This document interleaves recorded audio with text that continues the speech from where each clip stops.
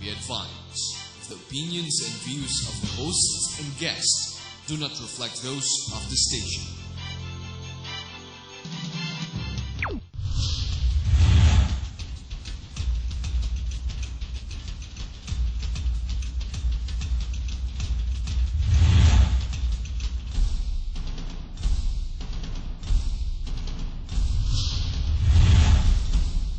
People of this country, hindi makikita yung pinanggalingan natin. Basta susundukan mo lang ito. Habulin ka ng aso. Hindi nire-release naman ng pork barrel. Useless naman. Mga patay, papabigyan ko ng 5,000 from my... So, Marami na nagsasabi na Hindi. Dahil baka kunyari, lahat ng madi-dismiss, mga-hostage na lang para ma-reinstate.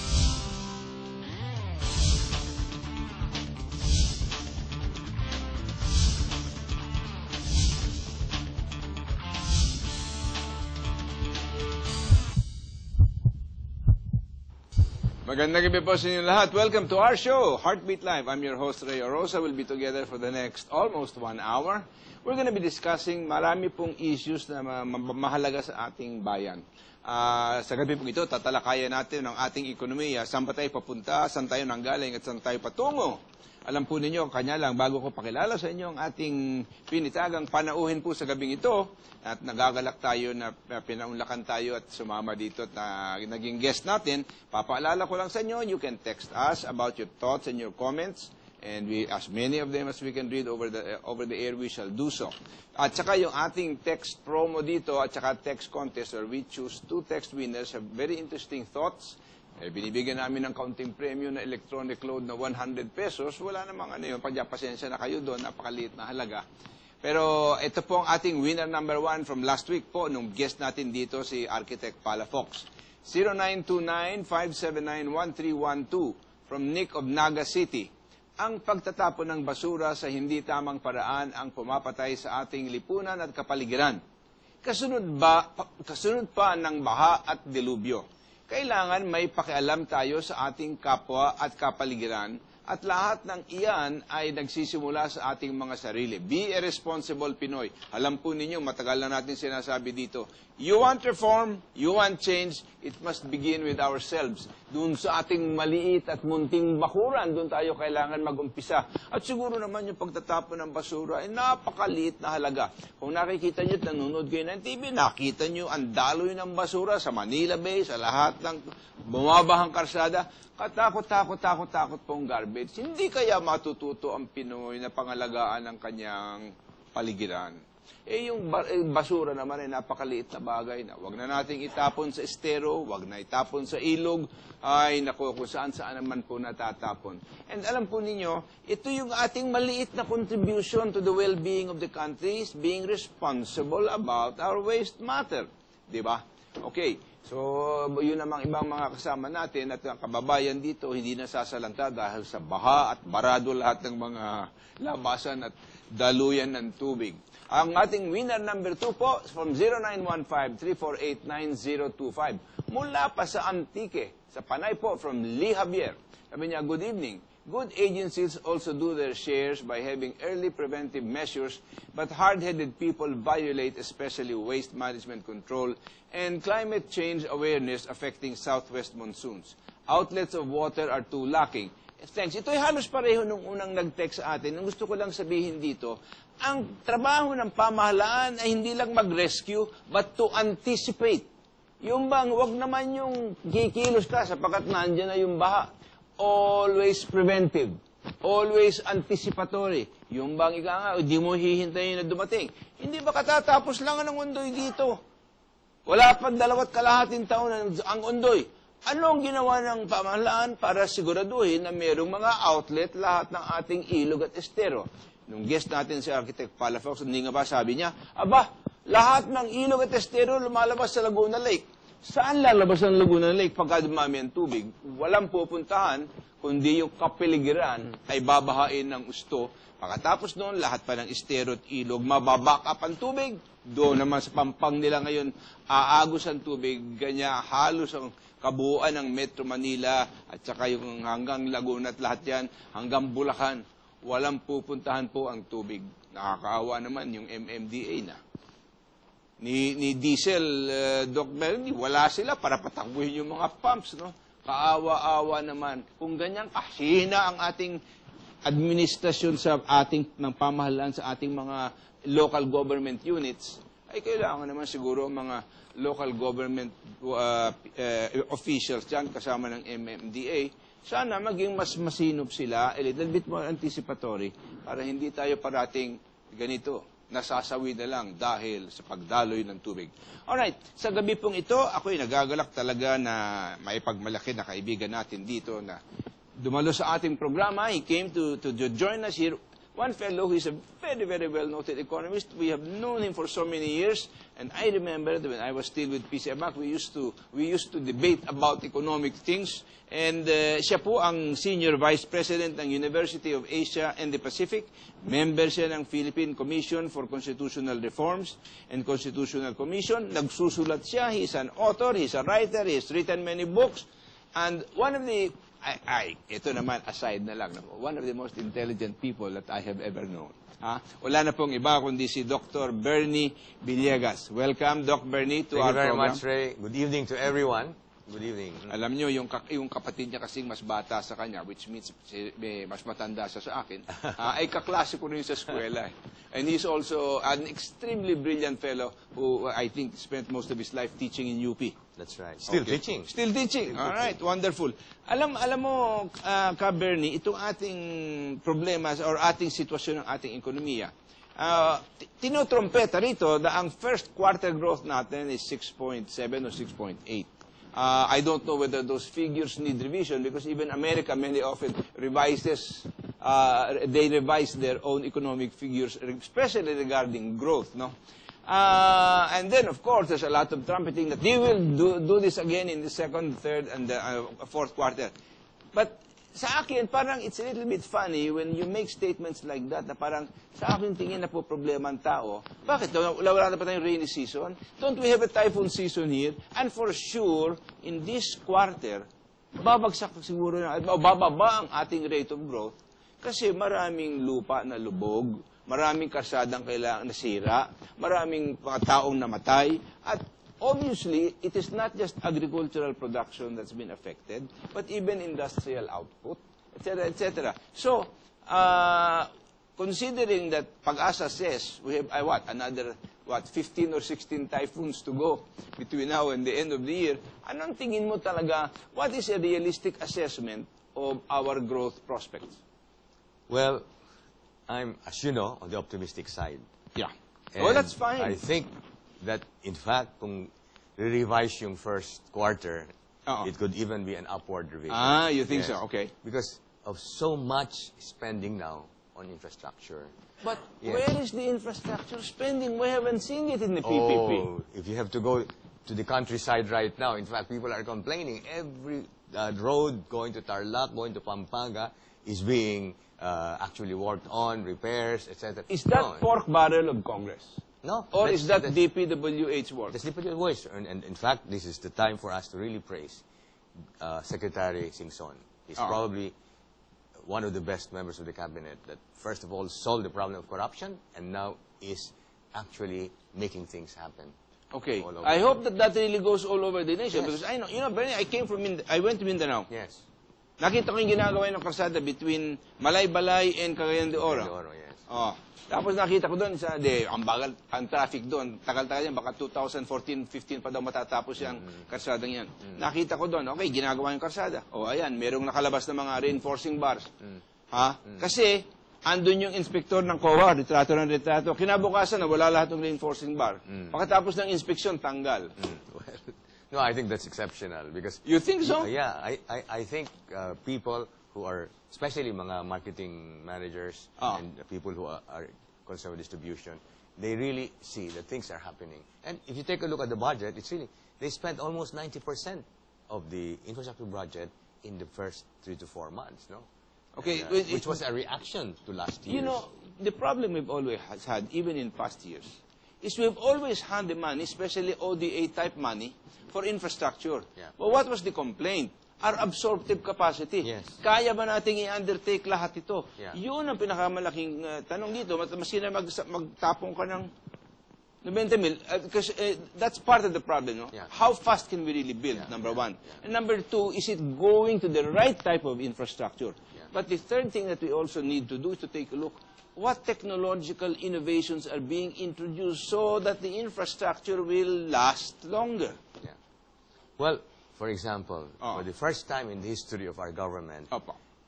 public works and education are collaborating to put up tens of thousands of classrooms Okay. all over. Meron raw silang PPP dyan ngayon that's Exactly. worth about, what, 10 billion or 5 billion? More than 10 billion. Yes. To put up Exactly. 200,000 classrooms. Exactly. So I think it's an innovation because the ones who understand construction, civil works, and so on, are people in the public works. Oh. But historically, a lot of education has been going on its own, and not to mention all the corruption. In fact, when the World Bank made a study on corruption more than 12 years ago, they found that the two most corrupt departments were public works and education. That's where all the money goes to the pocket of. Oh. Now Well, it's changing. Alam mo kasi diyan kung naintindihan ng taong bayan ang patakaran kung paano lumalabas yan. Pag meron lalo sa pork barrel, una diyan pag merong project ibibid out yan. And minsan pag bidding pa lamang, meron ng kaunting lagay diyan sa sponsoring congressman. Yeah. Tapos noon, paglabas ng SARO, meron ka na namang ano. Pero ngayon daw, humaba ang proseso sapagkat mas na lumalabas ang SARO, hindi ibig sabihin may pera. Maghihintay ka pa ngayon ng deposito sa bangko. Pagkatapos maghihintay ka pa ng notisya ng bangko na nandun na nga talaga ang pera bago makapag-umpisa. But, pinag-uusapan naman itong bukas na sa mga hard infra na pork barrel, ang general dyan is between 30 to 35, 40%. Pagka yun daw soft, magpapatayo ka ng library, mga ganon, ang kickback dyan is about 40 to 50%. Ang tanong ko dito talaga, kung mababawasan mo lang sa kalahati, yung graft and corruption, katakot-takot ka ng mga kalsada mapapagawa. And that's happening. I'm very close to these departments because I monitor very closely. And if you put together the competence and honesty of Asing Son and the competence and honesty of Brother Armin Luistro, who you should know because you come from LaSalle. Yeah. And probably this may be a biased assessment because for the first time they have a CFO in the Department of Education. His name is Francis Varela, a top banker. And he's the one now monitoring everything. And I'm sure that in those two departments at least, all the leakages that you referred to have been minimized. In textbook publishing? Yes, textbook policy, printing, exactly. Approval of texts that are full of errors? Nako po. Changing. Well, precisely, if you have an Armin Luistro there, and they're looking at all those errors in the past, and they're doing something about it, no? Okay, I'm very glad to hear that, Doc Bernie, kasi alam mo, minsan you tend to become cynical already about all of these things. Yeah. But the questions I have for Armin here have more to do with adding the K-12, and I'm concerned. I hear all about it. Yes. I hear what the good purposes are. Yeah. I was listening to Senator Edong Angara this morning speaking about the K+12, but I am not hearing anything about teacher preparation and quality of teaching. I do not see any kind of technology being introduced in the method of teaching, how to supervise, etc., etc. And where are you going to get all the teachers that come out of the educational schools half-baked? So, humaba nga. But if the quality, like a computer, it's garbage in, garbage out. Correct, no? correct. Yeah, well, in a very small way, I have an insight to this because we have a School of Education which is addressing the quality of public school teachers. No? Okay, So yung ba sa University of Asia and Pacific? That's right.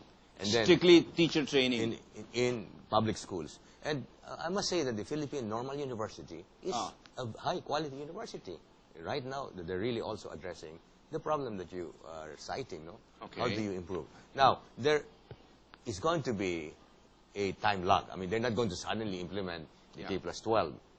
They will actually wait until they have those teachers. In the meantime, one of the advantages of K+12 is the last 2 years of senior high school will now be oriented towards training technically skilled individuals for the private sector. Alam mo, Doc Bernie, Yes. you remember the book Why Nations Fail, no? Yes, yes. And what leveling the playing field, Yes.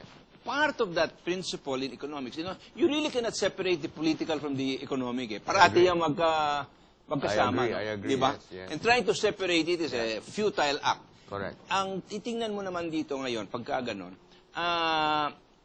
kung ang taong bayan hindi nabibigyan ng pagkakataon na makakuha ng skills, Yes. they will never be innovation, nor will they ever be able to increase their productivity. Correct. Now, our problem is, yung nagka-graduate sa ating public school systems, Yes. Ka Bernie, ang problema doon, puro mga hilaw eh. So, the issue that comes up is, okay, high school graduate ka nga. Ang sagot ba doon, dagdagan mo ng 2 taon? Kung mahina yung pagpasok mo dito, dagdagan mo man ng 2 taon yun, you will have a marginal improvement at best. Yeah. So, sa akin tingin, saan mo ilalagay ang iyong salapi if you had the opportunity? Nobody is trying to explain how much is going towards the improvement of the teaching skills and the commitment and the motivation of teachers. We have over 500,000 public school teachers, Bernie. What's being done to them? I know there are modest programs for improvement that you get a master's, you cannot qualify to be a principal if you don't have this or have that. Yeah. But that's not the issue. The issue is the state and the quality of the current teachers now. Yeah. Meron ka bang nadidinig doon na ginagawa nila other than what you are doing? But you are like a lone wolf crying in the wilderness in the UANP. Yeah. Well, Ray, one solution, and this is where the public-private partnership comes in again. A lot of employers right now are taking things into their hands. For example, they're looking at the K+12, and they're telling both Department of Education and TESDA, let us develop the teachers and the curriculum for the last 2 years of senior high school, so we will orient them towards whether electronic mechanical skills, and especially the BPO sector, which is going to demand really hundreds of thousands of people between now and 2015. Sa akin tingin dito, this is only following the European example, that when they finish high school, they're ready for employment. Exactly. Dito sa atin, matapos ka ng high school, you're ready for rejection by the BPOs and say, But you're that's not qualified, you But cannot that's it. communicate, you cannot talk, Yeah. you don't understand English, you don't understand Tagalog, tsaksoy ang pagsasalita mo. Correct, but that's exactly why the BPO industry is now taking things in their hands. Instead of just complaining, we will get involved in training those people for you. We will provide But that's the teachers. putting a burden on business when it's government's task to prepare the people well, to make sure that they are employable. yes, correct. Question na nga dito yung oportunidad, no? Madalas hindi makakita. Correct. But you talk to the BPO people, how many people they accept out of how many people Yeah, that they yeah. interview? Sabi nila, kung makakuha ka ng 2-3 sa 100, You're correct. maswerte ka. Yeah. But then, precisely because of that problem, They have had to take things into yes, their they own hands. started, for example, they took the 98 and said, out of these 98 who failed, we can take at least 20, we will subject them to 1 month of training, software, etc., etc. And a lot of them have been qualified because of the work of the private Well, industry. that's good, and I'm glad that industry is pitching in.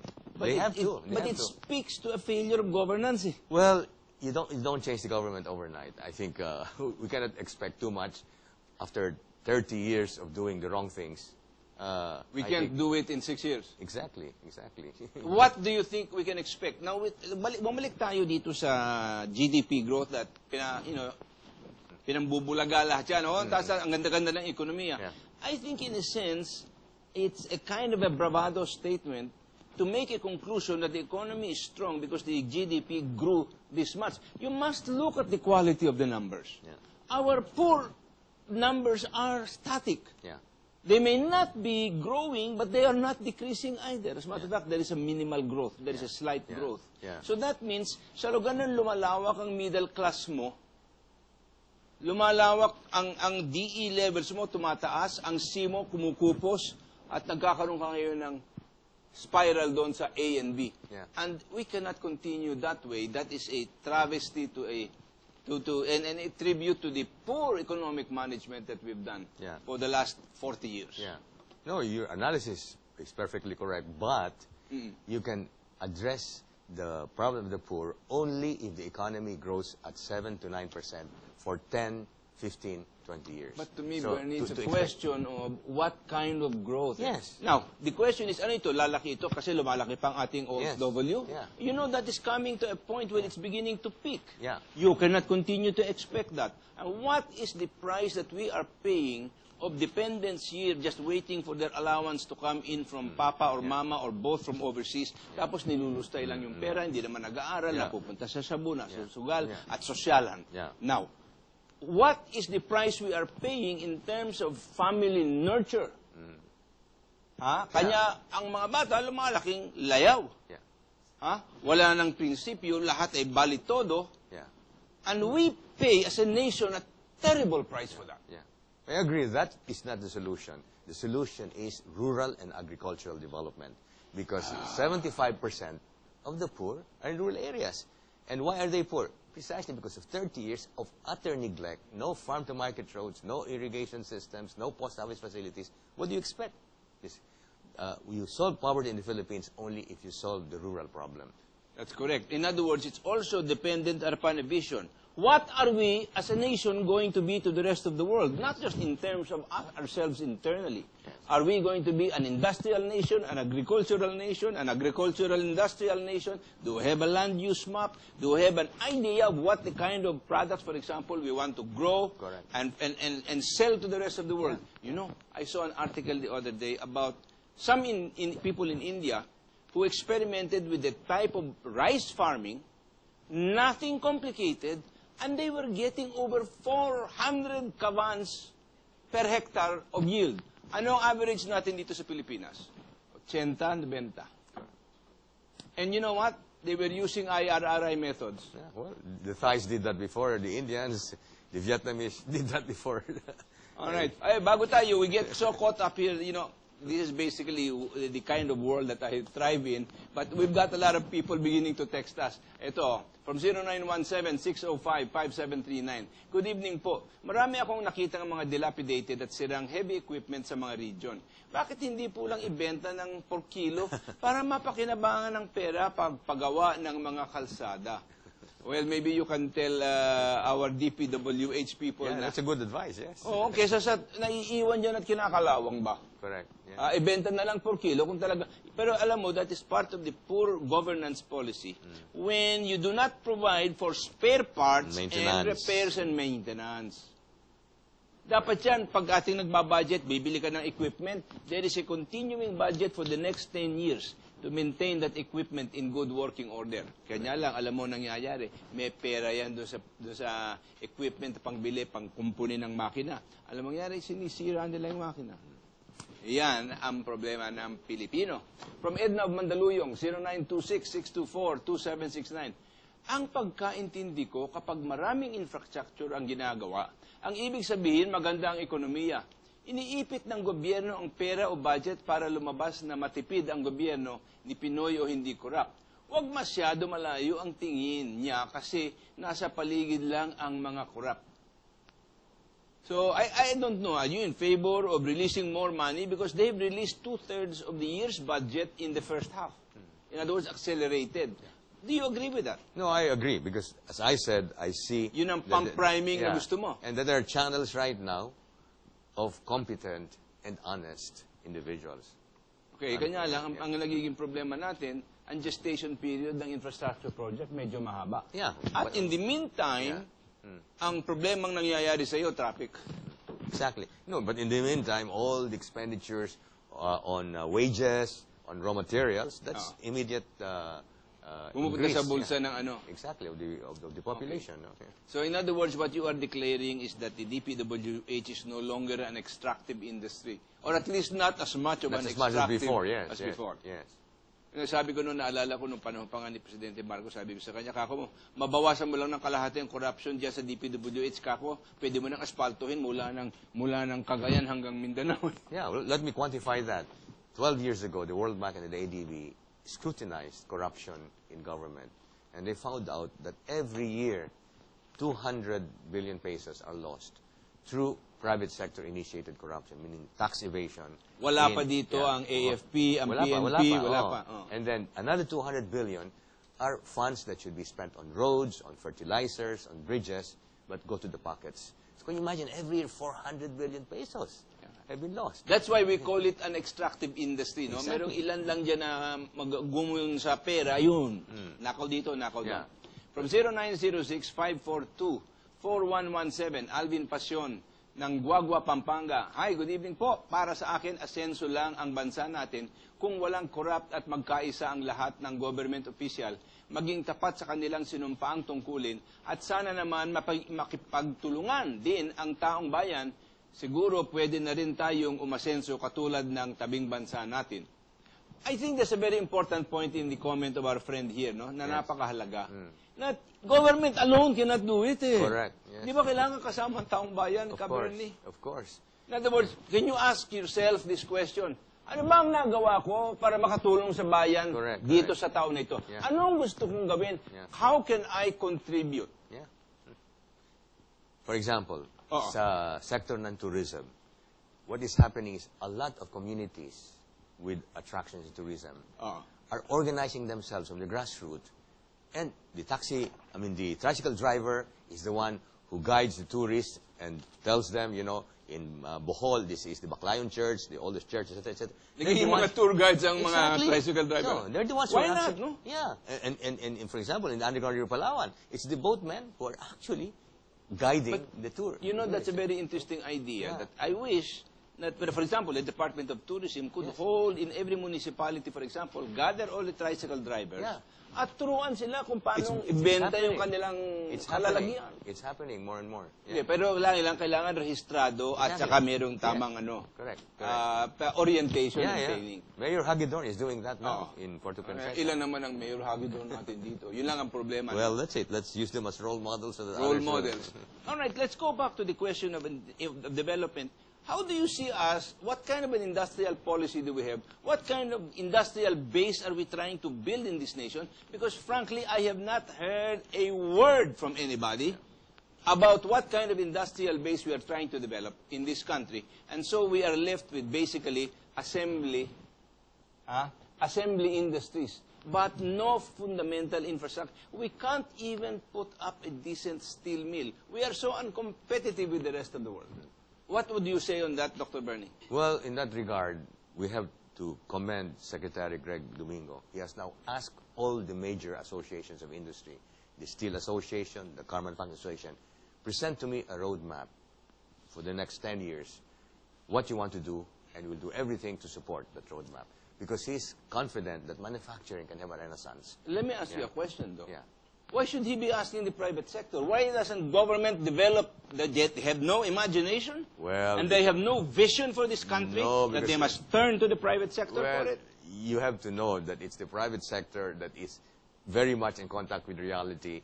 The government always is in an ivory tower. So you have to ask. Yeah, you have to ask people. That sounds like a hopeless situation, Bernie. No, but we have to put them together. I mean, but it's. No, I agree that dialogue is necessary. Yes. Pero, you know, it's kind of late in the game. Well, it's 2.5 years gone, and you're not going to begin to talk now? No, the car manufacturing industry already has a roadmap.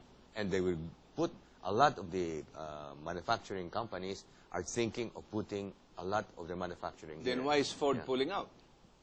Ford is pulling out, but you have Hyundai thinking of putting a part of their facilities here, Toyota putting, because they see that they can now integrate the whole ASEAN as a market. And they think of the Philippines as a major contributor to the supply chain. How valid is the statement of Ford when they decided to pull out, that the Philippine market just is not big enough to support a manufacturing automotive industry? But that's their limitation. They did not think precisely as the others were thinking of 600 million consumers in the ASEAN. That will be a free market by 2015, where you can move manufactured articles completely freely. What about our wage structure? No, our wage structure is higher than everybody else. Not anymore. It's actually China is already suffering from tremendous high wage increases. Yes. But what about, I'm not comparing ourselves to China. Yeah. I'm even just comparing ourselves to Thailand, Malaysia, Singapore, Indonesia, etc. Vietnam Except is, Singapore. Vietnam probably is the only one with a lower wage. Thailand and Indonesia. That's why Vietnam is also growing so much faster. Exactly, exactly. But Diba? I think we will get part of that pie of car manufacturing now. I'm getting signals here that it's time for a few reminders, but I want to talk to you about the economic opportunity that China represents in terms of its future economic growth. We'll be right back. Huwag po kayo mawawala at patutuloy natin itong ating usapan.